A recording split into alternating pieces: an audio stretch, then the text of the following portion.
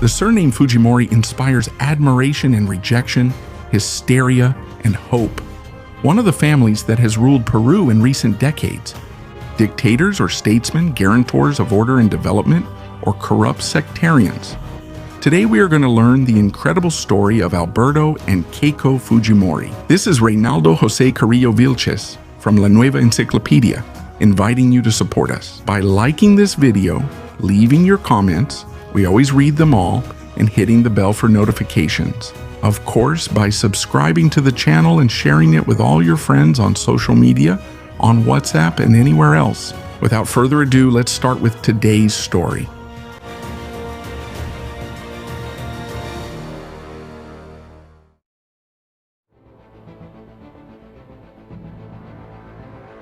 Alberto Fujimori's family roots go back to Japan. Both of his parents, natives of Japan, emigrated to Peru in 1934 to work as agricultural laborers. 4 years later, Alberto Fujimori was born into the immigrant family settled in Lima. His early years were marked by an atmosphere of anti-Japanese hostility encouraged by the Peruvian government. Regarding his academic life, although he was distant from his classmates, he was an exemplary student and always ranked among the top in his class.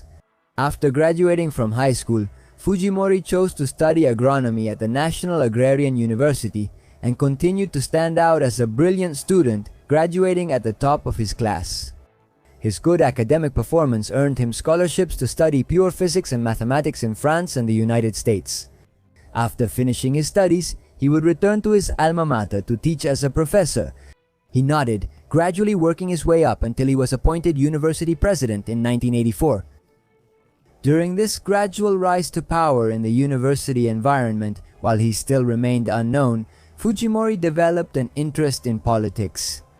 His main asset as a politician was his own cunning. Accustomed to carefully observing circumstances, he designed a strategy for rising to power, characterized by his high expectations, which he justified with his professional credentials. Apart from his experience as a teacher, Fujimori had diversified his portfolio by venturing into the real estate sector as a businessman. And he had gotten closer to the country's political circles by hosting a current affairs program called Concertando, which aired between 1987 and 1989. While Fujimori was gradually moving forward with his plans, Peru was sinking deeper and deeper into a serious crisis that claimed the lives of many innocent people every day. For years, various armed groups with communist ideology had emerged in the interior of the country. Shining Path, the most notorious terrorist organization of all for its brutal crimes, was wreaking havoc in the rural areas and main cities in an open war against the state. Along with the Tupac Amaru revolutionary movement, they managed to control vast areas of Peru and spread fear among the most remote communities. Massacres, shootings, attacks, and car bombs destroying families and public buildings were the kinds of news about the Andean country that were heard internationally. The response of the governments to this and other political problems was proving insufficient in the face of escalating violence and the deepening generational economic crisis that contributed to the spread of terrorism. In 1985, with very high expectations, he was elected president by a wide margin. Alan Garcia, a young politician, gifted with great oratory skills and a faithful disciple of the founding ideology of the Peruvian Aprista Party.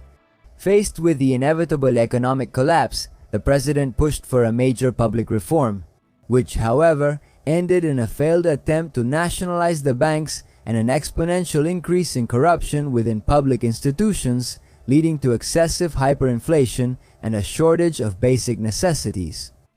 These economic measures by Alan Garcia sparked strong opposition among the population and his main political rivals. The one who capitalized on this popular discontent against the president was Mario Vargas Llosa, a famous novelist who was entering political life, advocating for a shift toward economic liberalism. However, he used the platform offered by the establishment parties, which came together in a single coalition called Fredemo, to support his presidential candidacy for the 1990 general elections. Seeing the perfect opportunity to present himself as an attractive alternative to the traditional parties, Alberto Fujimori made his decisive entrance into public life. First, he aimed for the Senate of the Republic, which he tried to enter on the Socialist Left Party's parliamentary list. But after failing in his attempt, he organized his own political party, named Cambio 90. In its early days, this was an extremely poor party and did not seem to have any chance of aiming for a top spot in the elections. Gathered under the leadership of a virtually unknown man, Fujimori, it brought together people with no previous political experience, citizens disappointed with the parties, and some small business owners. However, the group that stood out the most among its members were the evangelical church members, who, using their missionary techniques of door-to-door proselytizing, would play a leading role in expanding Fujimori's popularity in working-class neighborhoods. In contrast, there was a respected novelist who seemed to have everything in his favor to win without any problems. Vargas Llosa presented an image of unity and had a liberal economic program drafted by a qualified team of experts. His main proposal was an economic shock that would entail many social costs but would eventually allow Peru to reintegrate into the international economy and fix hyperinflation and shortages. Behind his campaign was the constant advice of a prestigious international political marketing company with countless amounts of money for advertising. And more importantly, he had the support of many powerful sectors. But the public, upon hearing the details of his program as the campaign progressed, began to perceive the economic shock as an overly extreme decision, which earned him a public image as a politician out of touch with reality and allied with the system. With the decline in Vargas Llosa's popularity, voters' sympathies began shifting toward Alberto Fujimori, who had chosen a radically different strategy from his opponent. Fujimori carried out a personalist campaign that avoided party obligations. He focused on appealing to the lower classes and independent voters and placed special emphasis on political consensus rather than an economic shock as the solution to the Peruvian crisis. After having obtained second place with a narrow margin behind Mario Vargas Llosa in the first round of the election, Fujimori would win in the second round with more than 60% of the votes.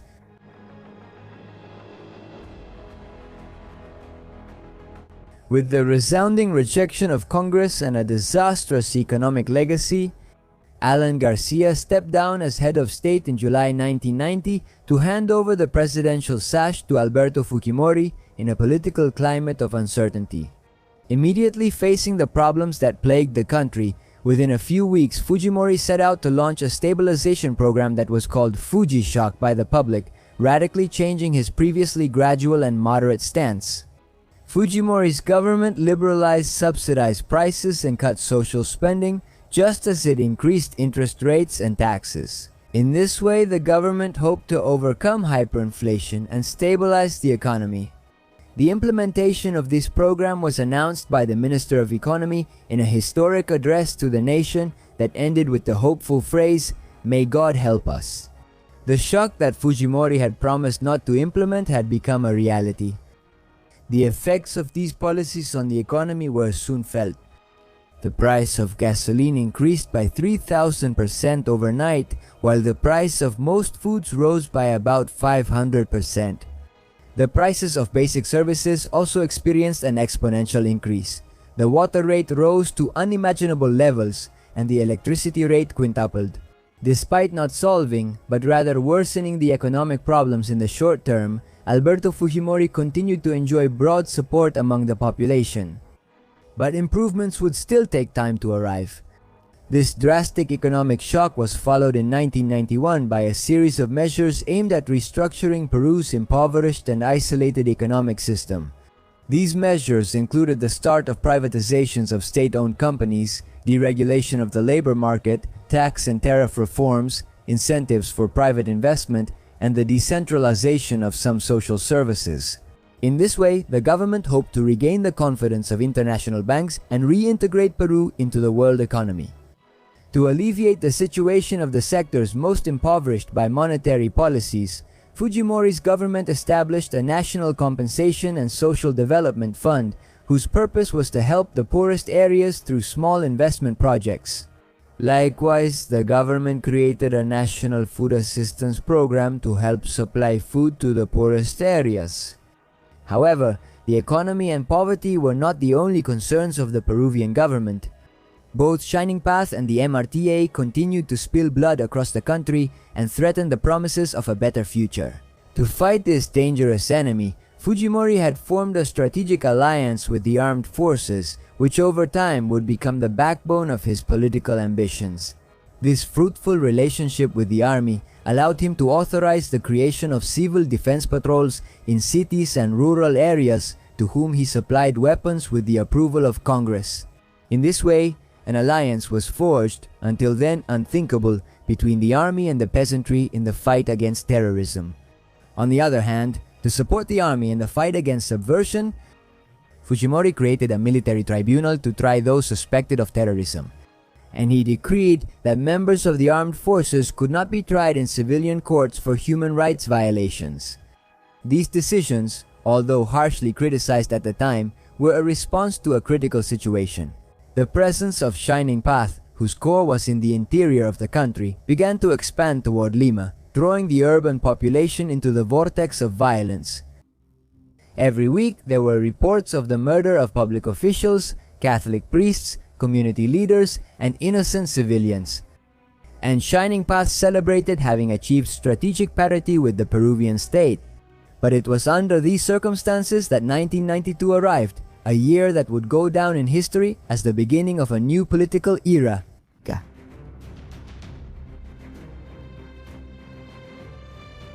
By early 1992, tensions between Congress and the Fujimori government were at their highest point. Fujimori accused the legislative branch of obstructing his economic program and the judicial branch of hindering the fight against terrorism. Faced with constant disagreement among the three branches and unanimous resistance from the opposition, Alberto Fujimori decided to dissolve the Congress of the Republic and reorganize the judicial branch. While his historic message to the nation was being broadcast on television, the main streets of Lima and institutional buildings were taken over by the military, and at the same time, political opponents of the government were being arrested. With the support of the armed forces and also of the population, Fujimori announced the establishment of a government of emergency and national reconstruction that, in his own words, opened the country to a true democracy. The political parties immediately denounced that the president was carrying out a coup d'etat that was returning the country to the darkness of dictatorship. However, Fujimori's decision was received by public opinion with great enthusiasm. A groundswell of public support that showed how discredited traditional politics had become. In public opinion, the idea prevailed that Peru needed a stronger government to overcome the crisis. More than 70% approved the closure of Congress, and nearly 90% supported the restructuring of the judiciary. Despite the broad support he received in Peru, internationally many countries protested Fujimori's decision. The Venezuelan government broke off diplomatic relations with Fujimori's government, and the United States announced the suspension of economic assistance, which put Peru's reintegration into the international market at risk. This international pressure forced the government to call for elections that same year and convene a constituent assembly. The main political parties, in protest against the self-coup, abstained from participating, while Fujimori's party took advantage of the absence of its opponents and popular support to achieve a parliamentary majority. After achieving electoral success, the congressmen drafted and enacted a new constitution, which is the same constitution that remains in force in Peru to this day. The rest of Alberto Fujimori's first presidency was defined by the consolidation of the new economic model and the victory over terrorism. In September 1992, the Special Intelligence Group of Peru, known as GIN, launched an operation to capture the leader of the Shining Path, Abimael Guzman. The operation was carried out in a house located in Lima, which had been rented by the leader of the terrorist organization. The capture of the century, as it was called by the public, was the result of a long and thorough police investigation, whose success dealt a mortal blow to terrorism in Peru. And although terrorist elements continued to operate around the country, This episode marked the beginning of pacification. This period is also remembered for several massacres perpetrated by state agencies against innocent civilians. Among these bloody episodes, the Barrios Altos massacre and the execution of 9 students and a professor from the Universidad de Cantuta stand out. One of the several crimes attributed to Alberto Fujimori, for which he is currently serving a prison sentence.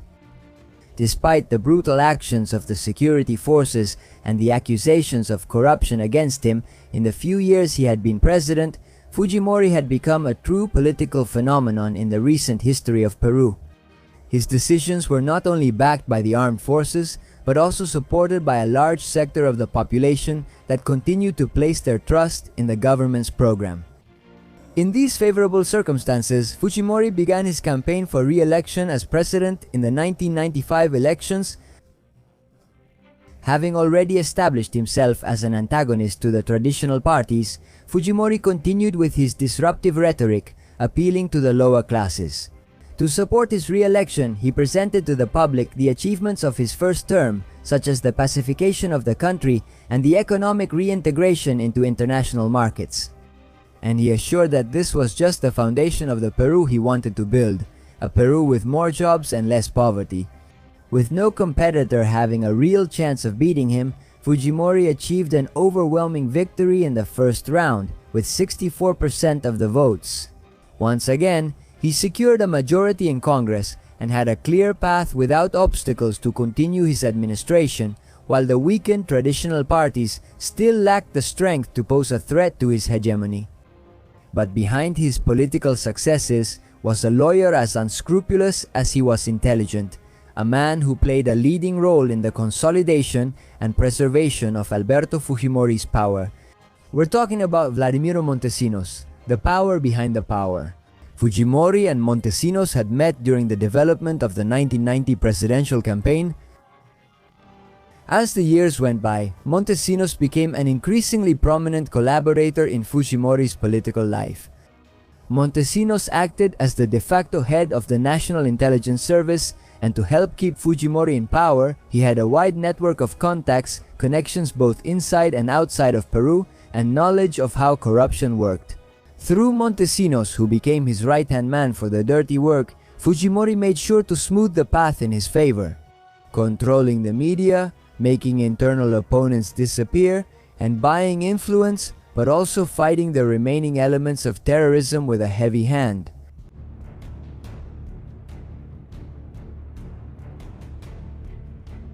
One of the first actions Alberto Fujimori took after his re-election was the enactment of an amnesty law to pardon the human rights violations committed by state agents in the fight against terrorism. In economic matters, privatizations continued to be a central element in Fujimori's government. In 1996, a new law to promote private investment was enacted and a commission was created to promote private concessions. In this context, airports, ports, road networks, and mobile phone bans were transferred to private capital through concessions. And in 1998, the process of granting concessions for transportation infrastructure projects began. However, it should be noted that in certain cases, the privatizations were characterized by irregularities and more generally by widespread corruption in the use of the proceeds from the sale of the companies. And in the services sector, which also went through privatizations, there were increases in prices and rates. On the other hand, just as Peruvians were beginning to enjoy greater peace in the cities, terrorism struck again, shaking society. In December 1996, during a ceremony at the residence of the Japanese ambassador in Lima, 14 terrorists from the criminal group MRTA forced their way in.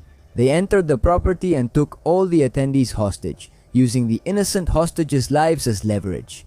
The terrorists demanded the release of 400 MRTA members who had been detained for terrorism. Since no agreement was reached with the state, the occupation of the residence lasted until April 1990, 7 months, during which the government and the population lived in constant expectation and anxiety. To resolve the situation, one of the cleanest and most successful military rescue operations in history was developed within the armed forces, known as Operation Chavin de Huantar. The intelligence for the operation was developed by the National Intelligence Service. The work in this specialty was under the leadership of Vladimiro Montesinos, who took on the role of leader, delegating responsibilities for information gathering. The construction of the replica of the residence for training and for taking photographs and filming the rescue. But the most important element of the operation was the construction of the entry tunnels to the residence and the infiltration of cameras and microphones through the hostages. On April 22, 1997, the rescue operation was carried out under the best auspices. After months of preparation, everything was ready and meticulously controlled for a satisfactory outcome. At 3:23 in the afternoon, a strong explosion on the floor of the main hall started the operation. After a few minutes, all the terrorists had been killed and all the hostages were rescued except for one who died from bleeding. And apart from internal pacification, Peru had to negotiate with Ecuador to define the borders of both countries after an armed conflict remembered as the Cenepa War, fought in 1995 during the electoral campaign.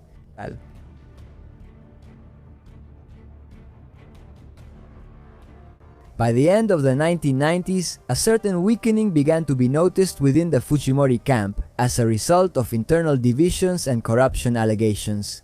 The crisis of Alberto Fujimori's ministerial cabinet in 1999 had revealed this situation to public opinion and projected an image of the government that was less vigorous than in previous years.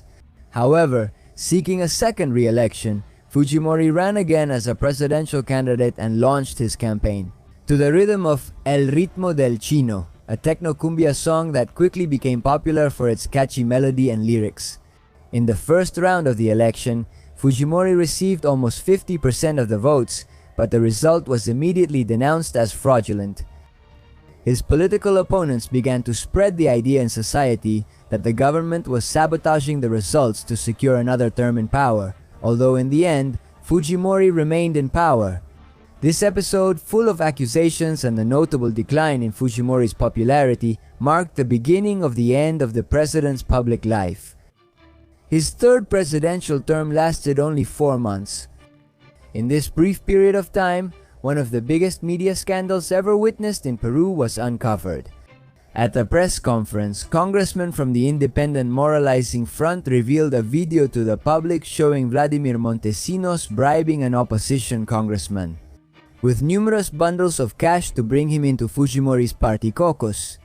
The release of this video, which was the first of many, sparked a flame that spread throughout the government.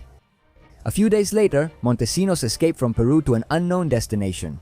In 2001, journalistic investigations in Venezuela found clues to his whereabouts and he was extradited to Peru. Vladimiro Montesinos was sentenced to several years in prison for corruption involving public officials, forced disappearance, aggravated homicide, money laundering, arms trafficking, among other crimes he has been charged with. Alberto Fujimori met a similar fate. His government could not survive public disgrace and social protests. In the middle of a diplomatic tour of the Asian continent, the president abandoned his post by sending a fax from Tokyo in which he did not notify Congress of his resignation. Faced with this unusual event, Congress rejected his resignation and removed him from office for moral incapacity. Alberto Fujimori was able to live in exile for several years, but he was eventually extradited from Chile to Peru in 2005 to stand trial. Born on May 25, 1975, Keiko Fujimori grew up in a family of Japanese immigrants who had settled in Lima. She is the first of 4 children from the marriage between Alberto Fujimori and Susanna Higuchi. Years later, Keiko, along with her brother Kenji Fujimori, would be one of the only ones to go into politics. But in those early years, nothing seemed to indicate that the Fujimori family of Japanese origin would end up at the center of Peruvian history. Her father is an engineer, agronomist, and university professor, and her mother is a civil engineer. The family environment will revolve around studying, discipline, and the idea that education and hard work are the path to prosperity. Keiko Fujimori grows up in that world of academic demands and family expectations. She studies at Colegio Sagrados Corazones Recoleta, a Catholic institution located in the Lima district of La Molina. There she receives an education marked by religious discipline and academic effort. Since she was a child, she has taken on a particular role within her home. She is the eldest sister, the one who organizes, the one who takes care. And there is also a family detail that she herself would remember over the years, which is that her father, Alberto, expected his first child, his firstborn, to be a boy. So in a way, Keiko feels that she must take on that symbolic role within the family. The responsibility of leading her siblings falls on her from a very early age, a silent pressure that may end up shaping key traits of her character. Meanwhile, Peru is going through one of the most critical stages in its recent history. At the end of the 1980s, the country is experiencing a deep economic and social crisis, worsened during the government of the APRA leader, Alan Garcia. Inflation skyrockets to historic levels. The purchasing power of the population collapses, and the state seems unable to control the economic deterioration. At the same time, the country faces an internal war against insurgent organizations such as Shining Path and the Tupac Amaru revolutionary movement, which spread violence from the rural areas to the cities. It's a climate of uncertainty and hopelessness that affects all of Peruvian society. In the midst of that turbulent scenario, inside the Fujimori household, something begins to change. Alberto Fujimori is no longer just the university professor dedicated to his academic work. Little by little, he had begun to develop a deep interest in the national situation and the direction of Peruvian politics and public life. Showing intelligence and leadership from a young age, he went on to preside over institutions such as the National Assembly of Rectors. One night, during a family dinner, he surprised everyone, especially his eldest daughter, with an unexpected announcement. Alberto wanted to run in the presidential elections of Peru. For Keiko, who was still a teenager, that decision marked the beginning of a transformation that would forever change her family's life and, over time, also her own destiny and that of Peru.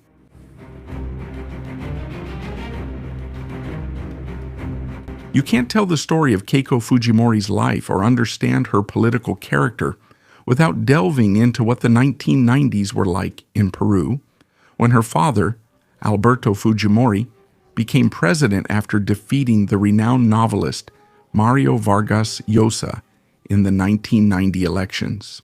Fujimori's victory marked an unexpected turn in Peruvian politics. An engineer, agronomist, and university rector, practically unknown to big politics and the traditional national elite, managed to prevail amid economic collapse and the discrediting of traditional parties. Meanwhile, Keiko, his daughter, finished her secondary studies and in 1993 began a bachelor's degree in business administration at Stony Brook University in the United States.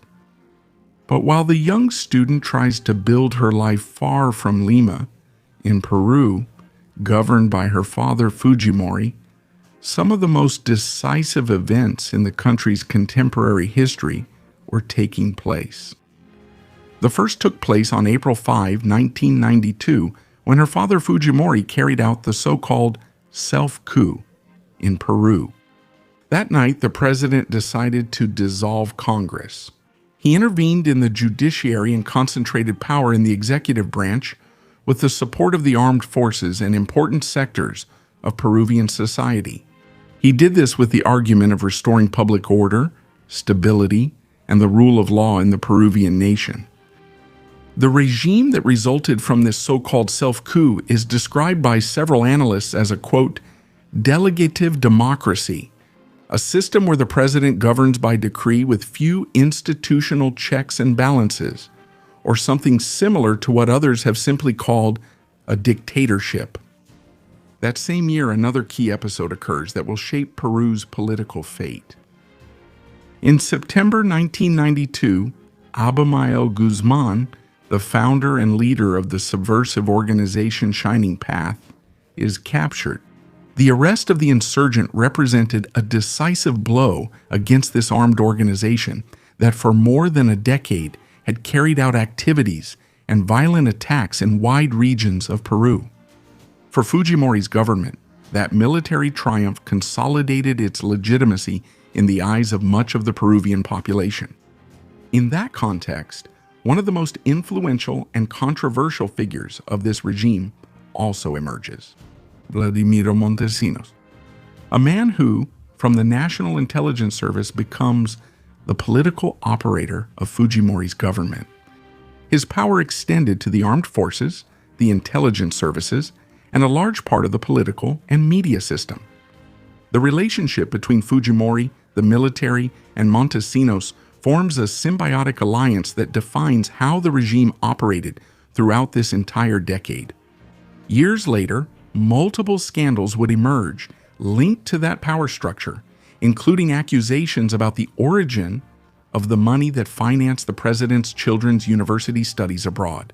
According to later statements by Montesinos himself, the educational expenses, which would exceed $900,000, were supposedly covered with resources whose origin was never fully clarified. However, while the regime consolidates itself politically and economically with the support of a significant portion of Peruvians, a deep rift begins to form within the Fujimori family. In 1994, Susana Eguchi, Keiko's mother and then First Lady of Peru, begins a series of public accusations against the presidential circle. Surprisingly, Eguchi begins to claim in front of the media that close relatives of President Fujimori were involved in corruption networks related to the diversion and illegal sale of Japanese donations intended for social programs. His statements provoke a political and social scandal and open a rift within the government palace itself.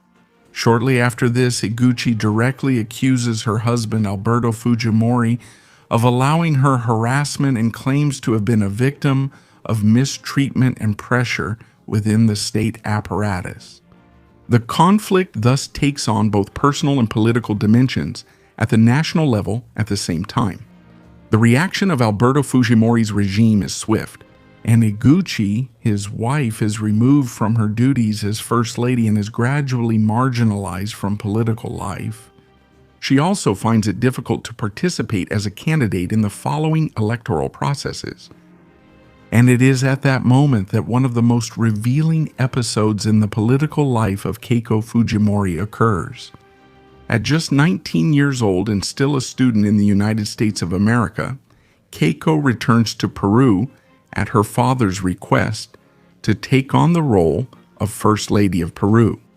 She thus becomes the youngest person in the history of the American continent to hold that position, and in an unusual way, as the daughter in the Peruvian nation. And the gesture has a meaning that goes beyond institutional protocol. It meant taking sides in the midst of the division, and Keiko thus publicly stands on her father's side. Together with her siblings, she stays close to President Alberto Fujimori and even goes so far as to make statements in defense of President Fujimori and in criticism of her own mother. That scene, broadcast by the media of the time in Peru, provokes intense reactions among the public. For some, Keiko Fujimori demonstrated loyalty, filial loyalty, and a sense of responsibility in the face of a major political crisis. For others, the episode represents a painful break that is hard to understand. A daughter publicly confronting her mother in the midst of a domestic conflict turned into a matter of state. This is undoubtedly a crucial moment in Keiko's life and in her political career.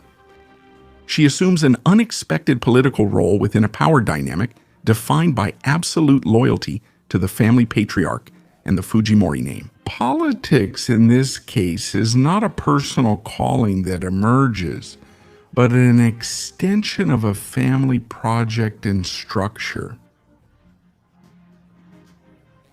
which could even be reminiscent of old hereditary monarchical dynasties from Japan. So the appointment of his daughter as First Lady in the face of this scandal is not unusual in national tradition. And this is how Keiko became part of this political regime, which demanded, among other things, great discipline and loyalty from her. During the following years, her role took shape between the institutional and the symbolic. She founded initiatives such as the Foundation for the Children of Peru and the Peruvian Children's Cardiac Foundation. This also helped her to build her public image, creating an image of closeness to ordinary people and public concern in a government that at the same time was criticized for its political harshness.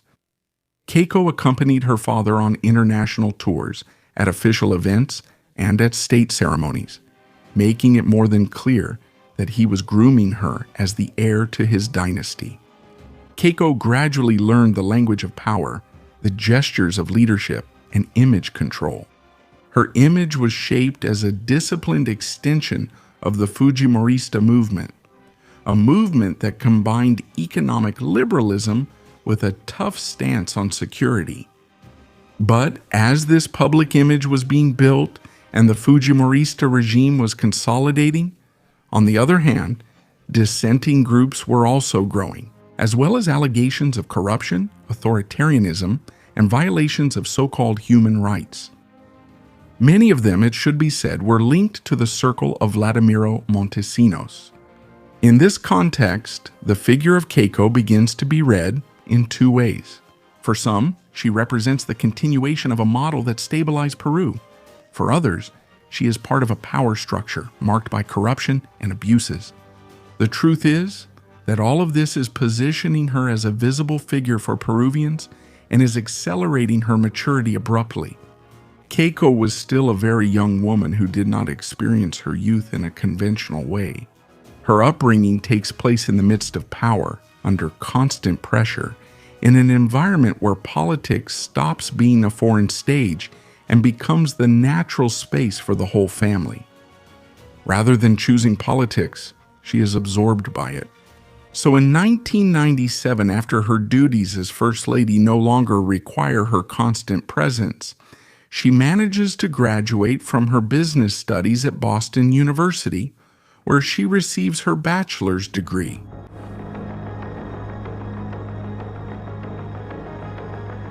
But young Keiko's life is about to take another hit. In the year 2000, the regime of her father, Alberto Fujimori, collapses. After the scandals involving Montesinos are made public and her father leaves the country, the government completely falls apart. For Keiko, who was 25 years old at the time, it was not only the end of a political era, but also the disintegration of the entire environment that had defined her adult life. She stops being the First Lady of Peru and for the first time faces a loss of power and structure in her life. And in the midst of this crisis, she takes on a key family role, staying close to her younger siblings, taking on an almost maternal function at a time of fracture and great uncertainty for the family. In January 2001, Keiko Fujimori takes a risky stance. But it's a calculated one when she appears before a commission of the Congress of the Republic of Peru that was investigating her connection to the Fujimori regime, especially the issue of the financing of her studies abroad. In her defense, Keiko argues that these funds came from private activities, pointing to her involvement in the Family Business Summit products as evidence of income unrelated to the state apparatus and completely legitimate. And although the episode was surrounded by controversy and suspicion, it never led to any legal consequences against her. Shortly after this, Keiko resumed her academic life in the United States and entered Columbia Business School. In this period, apparently away from politics, a stage of rebuilding actually takes place. On a personal level, Keiko builds a new stability when, in 2004, she marries Mark Vito Villanella, forming her own family. By November 2005, after years of self-imposed exile, Alberto Fujimori unexpectedly reappears in Chile, with the intention of returning to Peruvian politics.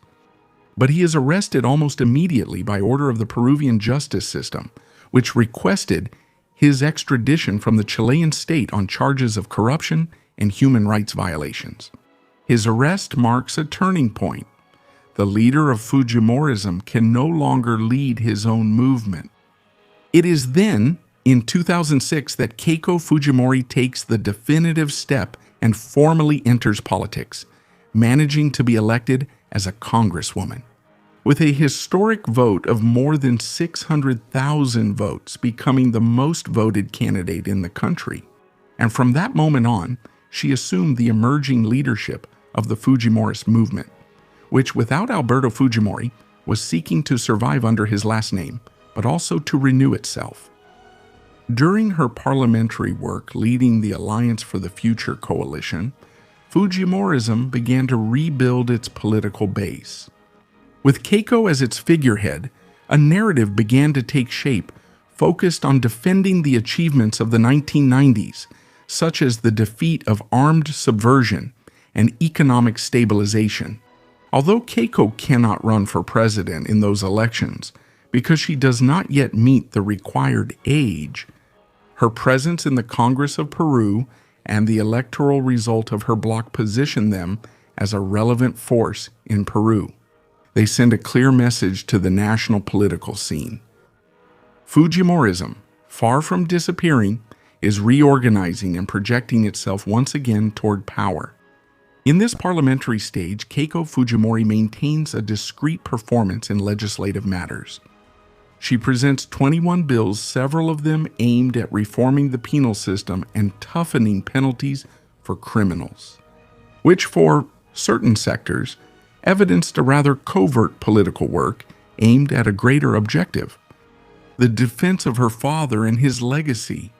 At the same time, the trial against Alberto Fujimori begins in 2007, which marks a turning point, without a doubt, in front of which Keiko Fujimori takes a direct stance, denouncing political persecution against her father, organizing demonstrations during those years, and even declaring that she would pardon him if she became president. Even after he was convicted of corruption by what is called justice and for crimes against humanity. The speech of his daughter Keiko is firm and without nuance. According to her, her father was completely innocent, and during his government he dedicated himself to carrying out state work to defend the human rights of millions of Peruvians. With this narrative, Keiko is consolidating her image as the direct heir of Fujimorism. At the same time, her work in Congress is subject to criticism for her alleged low productivity and absenteeism, with numerous absences and trips abroad, partly related to her postgraduate studies and her motherhood, since in 2007, Keiko Fujimori's first daughter was born. This contrasts with her growing political prominence, but instead of weakening her, this period strengthens her leadership. In 2008, she announced the creation of the so-called Fuerza 2011, a political and strategic movement that would allow her to break away from the old corruption. Fujimorist coalition and organizing the Fujimorist vote, but also seeking external votes, thus preparing herself for her definitive leap into the presidential race. Keiko's party was publicly launched in May 2010 in front of 4,000 supporters. In addition, she hires the renowned former mayor of New York, Rudy Giuliani, as an advisor to her campaign. In December, she formalizes her candidacy for the presidency of Peru, with Rafael Rey as first vice president and Jaime Yoshiyama as second vice president. The party collects signatures massively throughout Peru and positions itself as the positive heir of Fujimorism. Keiko's first presidential candidacy in 2011 marks the true debut of Fujimorism without the direct figure of Alberto Fujimori. And from the beginning, it makes clear the tone of that proposal, a mix of vindication and strategy. Her campaign is structured around citizen security, including the controversial proposal of the death penalty for rapists in Peru, economic growth and poverty reduction, all of this wrapped in a nuanced defense of the legacy of the 1990s. He did acknowledge, of course, the regime's mistakes, but he insisted on presenting it as a period that brought some benefits and saved Peru from collapse. With a better organized political apparatus and international advisors, Keiko quickly manages to position herself. She largely capitalizes on the support of the business sectors of Lima's middle class and a deeply anti-leftist electorate who saw Ollanta Humala's candidacy as a possible turn for Peru toward models like Venezuela's. In the first round on April 10, 2011, Keiko gets 23.5% of the votes, securing her place in the runoff against Humala, who leads with 31.7%. Beyond the result, this fact is key for the parliamentary recovery of Fujimorism. Keiko's Fuerza 2011 goes from being a minor presence to consolidating itself as the second strongest force in the Peruvian Congress, demonstrating not only a remarkable capacity for political reorganization, but also that Fujimorism was more alive than ever. However, the runoff on June 5 became a scenario of total polarization, where the electorate is divided between the so-called fear of Ollanta Humala's Chavismo and the so-called rejection of the return of Fujimorist authoritarianism and dictatorship. Despite the support from a large part of the political, media, and economic elites, Keiko Fujimori ends up being defeated by a narrow margin in the popular elections, reaching 48.5% compared to her opponent, Humala's 51.5%. The result confirmed both the relevance and the limitations of her movement. At the same time, during this campaign, the first shadows that would later mark her trajectory began to appear, although at that time there were no formal legal proceedings against her. Questions did arise about the financing of Keiko Fujimori's political activities, such as the admission of alleged contributions from people linked to drug trafficking or accusations of clientelist and corrupt practices in the campaign. These episodes, although they do not immediately lead to legal consequences, keep feeding the narrative. And those suspicions, which will be taken up with more force years later, especially with the outbreak of the Odebrecht case, where these background issues of Keiko will be reinterpreted as part of a broader pattern of various allegations involving irregular and illicit financing. After Keiko's defeat on June 5, 2011, she will adopt a strategy of calculated withdrawal. She acknowledges the results, holds a brief transition dialogue with the elected president, and temporarily withdraws from the political forefront. She does not run for office in local elections, and her public presence is maintained through the Oportunidades Foundation, focused on social issues, which allows her to remain visible without direct partisan wear and tear. At the same time, she begins a deep reorganization of Fujimorism. In 2012, she announces the transformation of Fuerza 2011 into what is now called Fuerza Popular, which was formalized in 2013. This sought to soften and remedy much of the negative baggage from the past, without giving up its legacy and political base. Thus, with this force, she travels around the country, strengthening local structures and partially renewing her political environment.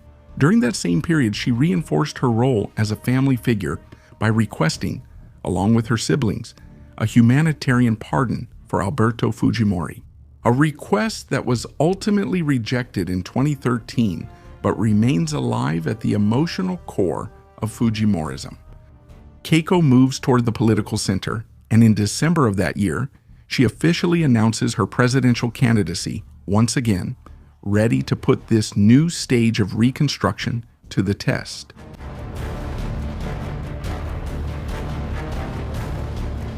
Keiko Fujimori's candidacy in 2016 marks not only her greatest electoral consolidation, but also the beginning of a prolonged judicial siege that will redefine her public image in Peru. Officially announced on December 4, 2015 by popular force, Keiko's new proposal combines order, free market principles, and a reinterpretation of the Fujimorista legacy. In the first round, she gets 39.8% of the votes and an absolute majority in Congress, far surpassing Pedro Pablo Kuczynski. However, in the second round, the limits of this progress are revealed as she ends up being defeated by Kuczynski. Although by a very narrow margin, she does not win the presidency, in a climate marked by anti-Fujimorism, as well as allegations of irregular financing against her. In that same context, the so-called cocktails case emerges, a criminal investigation seeking to clarify whether the 2011 and 2016 campaigns of Fuerza Popular may have concealed illicit contributions through social events. The so-called cocktails, in which individual donations were allegedly faked to hide the true origin of large sums of money. The prosecution maintains that part of these funds were not only irregular, but could also have come from the Brazilian construction company Odebrecht, the center of one of the biggest scandals and political corruption networks in Hispanic America. A scandal based on the systematic payment of bribes to politicians in exchange for public contracts.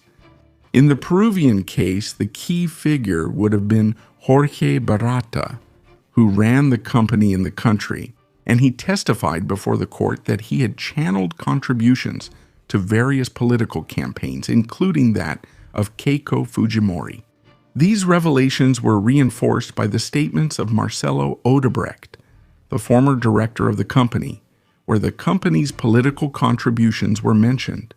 In Peru, the investigation was led by prosecutor José Domingo. In the Peruvian case, the key has been redirected by prosecutor José Domingo Pérez, who directed the hypothesis that Keiko allegedly aimed to obtain, hide, and legitimize campaign funds, including through her party structure. Starting in 2017, the case quickly escalated to a national and even international level. Raids, prolonged interrogations, and a growing volume of accusations and alleged evidence put Fujimorism at the center of the political debate. This process led to pre-trial detentions in 2018. A key factor would have been judges like Richard, who led the process. The argument of flight risk and obstruction declared the Richard Concepción, con el argumento del riesgo de fuga y la obstrucción a la justicia. After Keiko's narrow defeat to Pedro Pablo Kuczynski, on June 5, 2016, a period began in which her position was suspended between political activity and increasing judicial pressure. The investigation by the prosecutor's office, which Keiko's supporters consider a political persecution, began in March of that year, moving forward without immediate arrest. But it gained strength starting in 2017 with the revelations from the Odebrecht case, which implicated multiple actors in the Peruvian and Hispanic American political system. In that context, the public prosecutor's office intensified its actions against the Popular Force Party through raids and further collection of testimonies. On October 10, 2018, by order of Judge Richard Concepción, Keiko Fujimori is preliminarily detained for 10 days under suspicion of leading a criminal organization dedicated to money laundering. Although she is released on October 17, the measure anticipated a more severe process. A few weeks later, on October 31, preventive detention is ordered for Keiko Fujimori for 36 months, based on prosecutor José Domingo Pérez's arguments of flight risk, obstruction of justice, and repeated criminal behavior. In this way, Keiko, the daughter of the person who until recently was the supreme leader of Peru, will now remain incarcerated for 13 months in the women's annex prison of Corrillos. Denounced by her supporters as political harassment, this situation continues until November 2019, when the Constitutional Court orders a review of her case. And even so, in January 2020, Judge Victor Zúñiga Urde imposes a new prison sentence on Keiko, called preventive detention for 15 months. However, after various maneuvers, she manages to serve only 3 months, being released in May of that year in the context of the so-called COVID-19, subject to court-imposed restrictions and bail. In total, Keiko was subjected to 3 preventive detentions. Meanwhile, the prosecutor's office was investigating approximately $17.3 million in allegedly irregular contributions, linked both to Odebrecht and to major national economic groups. Despite the magnitude of the case, no sentence was issued against Keiko. On March 11, 2001, in the middle of the electoral campaign, the public prosecutor's office formalizes an accusation requesting 30 years and 10 months in prison for aggravated money laundering, criminal organization, and other crimes. In that accusation, the public prosecutor's office even proposes the dissolution of the Fuerza Popular Party. Although the oral trial begins in July 2024, it ends up being annulled in January 2025, supposedly due to issues of non-retroactivity of criminal law. And finally, it was closed on October 20 of that same year by the Constitutional Court, which considered that basic principles of due process had been violated. Meanwhile, Keiko is rebuilding her presidential candidacy amid the health crisis and political polarization. She announced her candidacy on November 30, 2020, presenting a conservative liberal program called Plan Peru, focused on security, economic recovery, and the defense of the market model inherited from the 1990s. In the first round in April 2021, Keiko received 13.41% of the votes. She managed to advance to the runoff against Pedro Castillo, and in the second round, held on June 6th. The contest was decided by a very narrow margin, with 49.87% against 50.13%, a difference of just 44,000 votes. Keiko, although she formally acknowledges defeat, her party alleges supposed fraud, full of irregularities, by challenging the voting records. This will create a situation of uncertainty and political protest, which will last until the official proclamation of Castillo on July 19.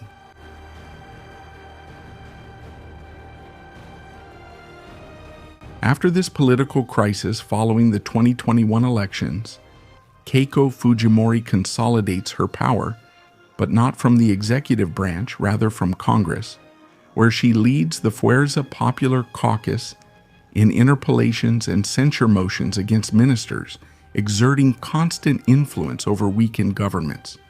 She supports the removal of Pedro Castillo in December 2022, and after his failed self-coup, she publicly backs Dina Boluarte, whose government initially has Fujimorismo as one of its pillars.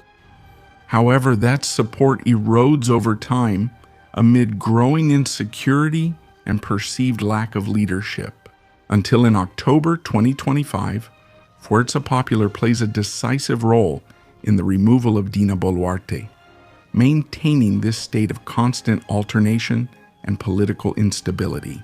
In parallel to all this, Keiko's personal life was going through breakups, as her marriage to Mark Vito Villanella came to an end in June 2022. In addition, her legal situation fluctuated between restrictions and gradual release, but still remained uncertain. Between 2016 and 2026, Peru experienced unprecedented instability with a dizzying succession of presidents who came and went: Pedro Pablo Kuczynski, Martin Vizcarra, Manuel Merino, Francisco Sagasti, Pedro Castillo, Dina Boluarte, and the current president, Luis Valcázar. A reflection of a fragile executive branch facing a persistent parliament. Keiko, despite her electoral defeats, survives politically thanks to that legislative base from which she maintains the ability to exert pressure and negotiate. During these years, She insists on the narrative that electoral fraud was committed in 2021, just as she continues to defend the legacy of her father, Alberto Fujimori, who passed away in September 2024. The judicial front is also dissipating. The so-called cocktails case is annulled in October 2025 by the Constitutional Court and definitively closed in January 2026, closing a cycle of almost a decade of judicial investigations. Now free of charges, Keiko Fujimori relaunches her political profile. On October 30, 2025, in the city of Trujillo, she announces her fourth presidential candidacy with a direct message. Without a Senate or immunities, betting everything on the presidency under the slogan, Peru with order. Since then, she has traveled around the country reinforcing a message of security, free market, and opposition to the left. 1 month before the 2026 elections, when this video is published, Keiko leads the general polls along with Rafael Lopez Aliaga. But she is about to face that great challenge, which, although she always comes very close to achieving it, she never quite manages to accomplish it, which is the Peruvian presidency. In a country marked by instability in the executive branch, her persistence in parliament, and other centers of power outside the executive branch seem more like a patient strategy where power is, so to speak, given up, but control is maintained, and where at any moment the presidential palace could also be open to her. Thank you all very much for watching this video. Please remember that you help us a lot by leaving your comments, liking the video, subscribing to the channel, sharing the video with all your friends, and clicking the bell to activate notifications. This was Reynaldo Jose Carrillo Vilches speaking to you. This is La Nueva Enciclopedia. As always, we thank you for all your support and many blessings to everyone.